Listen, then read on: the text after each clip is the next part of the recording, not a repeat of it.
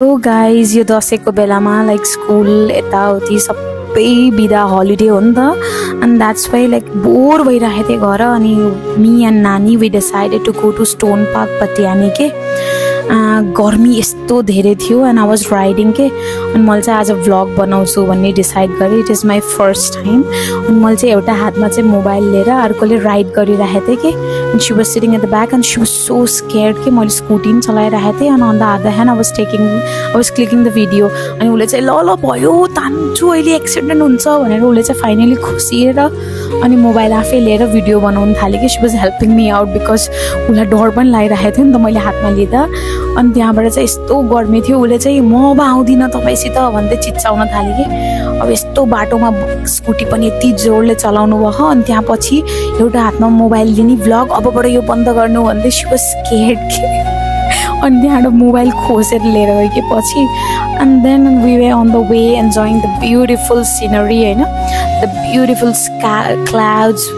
and the sky and the road हैन the greenery everywhere के धानको खेती जतासुकै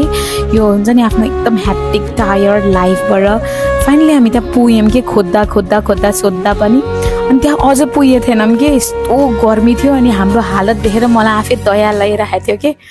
अनि त्यहाँबाट चाहिँ एउटा टर्न लिएर जानु पर्ने रहेछ यताबाट मैले हात देखाएको थिएँ नि त्यताबाट गएपछि चाहिँ अम्ब्रेला स्ट्रीट पुग्ने रहेछ अनि यतातिर stone park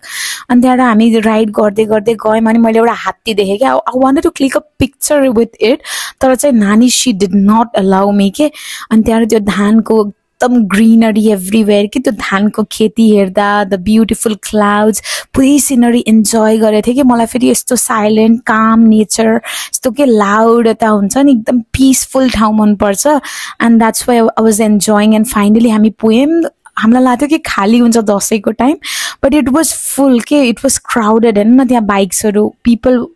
people were so much there नानीको भिडियो बनाइन्छु भनेको and she was covering her face के उलाई लाज लाग्छ अरे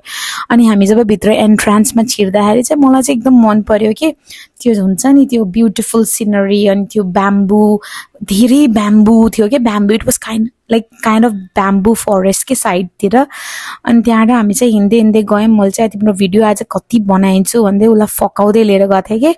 आज त अब तिमीले मेरो यति धेरै फोटो र भिडियो खिच्न पर्छ बी रेडी भन्दै उसले चाहिँ नाइ मलाई यही गर्न लिएर आउनु हो मलाई थाहा थियो भन्दै चिल्लाइ गरे थिएँ कि अनि त्यहाँबाट हेर्दै हिँडेको यस्तो गर्मी हेर्नु न कस्तो ब्युटिफुल सिनरी के माथि क्लाउड्स सनशाइन अनि त्यहाँबाट त्यो के साइडको फ्लावर्सहरू वेल डेकोरेटेड अनि म चाहिँ आफ्नो पारा देखाउन थालेँ कि पोज दिएर